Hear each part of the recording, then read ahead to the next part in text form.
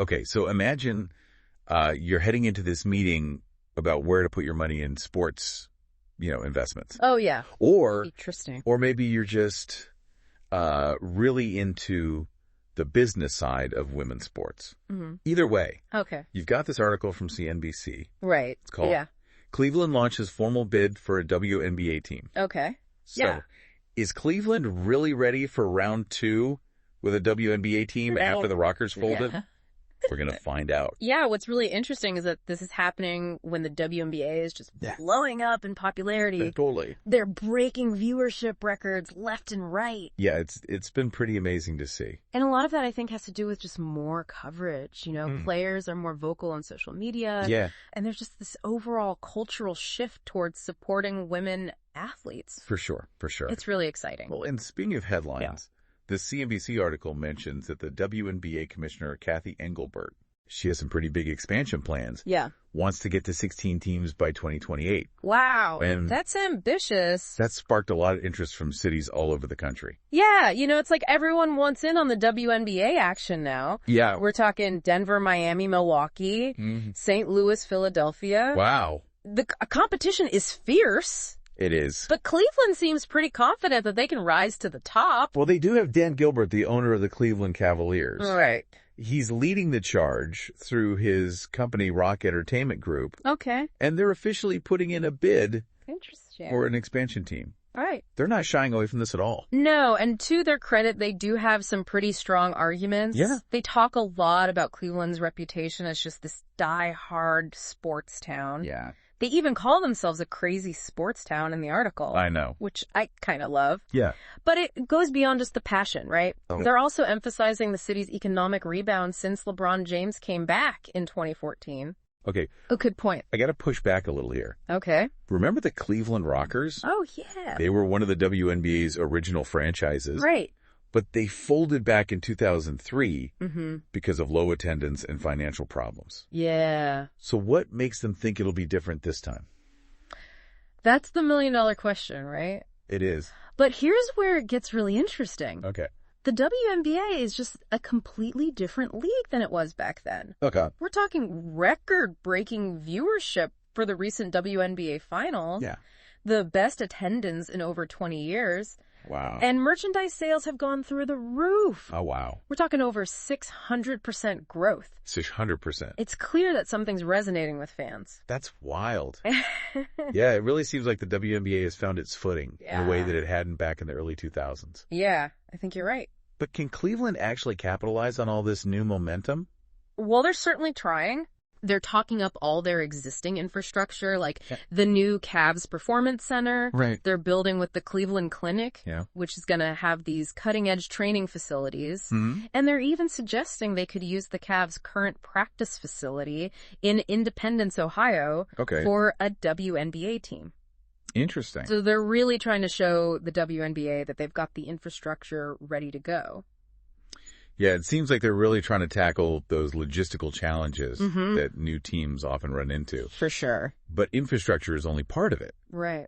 This article also mentions Cleveland's revitalization efforts. Yeah. So what exactly are they referring to? Well, they're highlighting the city's economic upswing since LeBron James came back in 2014. Okay. They're pointing to specific revitalization projects like the redevelopment of the Flats East Bank, investments in public transportation, and a growing tech scene that's attracting young professionals. Interesting. They're really painting a picture of a city on the rise, a city that's ready to embrace a WNBA team. Okay, so they're saying Cleveland is more vibrant and economically stable than it was when the Rockers folded. Exactly. But this article also raises a really interesting question. Okay.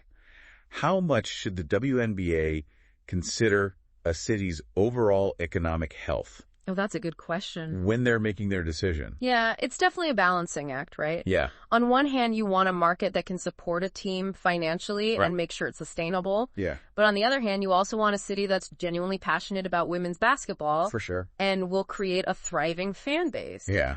So Cleveland seems to be saying that they can offer both. Yeah. And they're backing up that argument with some pretty impressive numbers, too. Yeah. They're saying that since 1994, the Cavs, the Cleveland Monsters hockey team, and Rocket Mortgage Fieldhouse have generated a combined $6.5 billion Wow. in economic activity. That's huge. Plus, Rocket Mortgage Fieldhouse hosted over 150 events just this year, Oh, wow. including the NCAA Women's Final Four. Right. So that definitely brought some money into the local economy. Those are really compelling figures, especially when you think about the WNBA's goal of expanding the league's financial footprint. Yeah. Basically, they're saying, look, we know how to host major sporting events and we know how to make money. Mm-hmm. We're a good investment for the league. Okay, but I'm curious about your take on this. Okay. You mentioned how important it is for a city to be really passionate about women's basketball. Right. Do you think Cleveland's bid shows that commitment? Well, that's where things get a little more complicated. Okay. They do highlight the city's general love for sports. Yeah. But they don't really go into detail about specific plans to support women's basketball. So it sounds like we need to look a little closer at their proposal Yeah, I think so. to see if their passion for women's basketball goes beyond just wanting a piece of the WNBA's growing popularity. That's a good point. Yeah. We need to see if they're really committed to women's basketball for the long haul. For sure, for sure. It's pretty interesting how much they're emphasizing this partnership with the Cleveland Clinic, for their new performance center. Right. It sounds like it's going to be super high tech with top-of-the-line training facilities, not just for the Cavs, but for the public, too. Yeah. They're really playing up that performance center angle. Right. And they're saying a WNBA team could easily be part of the Cavs' existing practice facility in Independence, Ohio. Yeah. So it seems like they're trying to show off what they already have. Right. And minimize the startup costs for a potential WNBA team. That's a smart move. Yeah. One of the biggest hurdles for new teams, especially in a league that's growing as fast as the WNBA, is finding the right practice facilities and building a good support staff. Right. If Cleveland can show that they've already got all that taken care of, it gives them a real edge over other cities. It's like they're saying, look, we're not starting from zero here. We've got the infrastructure, the expertise, and the resources to hit the ground running. Mm-hmm. But beyond just the practical stuff, Yeah. I wonder if there's also a message here about how committed Cleveland is to women's sports. That's a good point. Yeah. It's one thing to say you support women's sports, but it's another thing to actually do something about it. Right. Putting money into a shared training facility like this could be a sign that they're serious about giving both men's and women's basketball equal opportunities. It's about creating a culture of support and investment that goes beyond just the money. Exactly. But let's be real, the money still matters. Of course. And Cleveland is definitely emphasizing how financially viable they are in their bid. Oh, absolutely. They keep bringing up those impressive numbers. Yeah. Like the $6.5 billion that the Cavs, the Monsters, and Rocket Mortgage Fieldhouse have generated since 1994. And the fact that Rocket Mortgage Fieldhouse hosted over 150 events this year, including the NCAA Women's Final Four, they're trying to prove that Cleveland is a market that can handle a WNBA team and help the league grow financially. It's interesting how they're combining their economic story with their sports story. Yeah. It's like they're saying, hey, we're not just a crazy sports town. Right. We're also a smart business city. Exactly. But I keep thinking about the Rockers. Yeah. How do they address that whole situation? Well, they don't ignore it. Okay. They actually seem to embrace it as part of their story. Oh, interesting.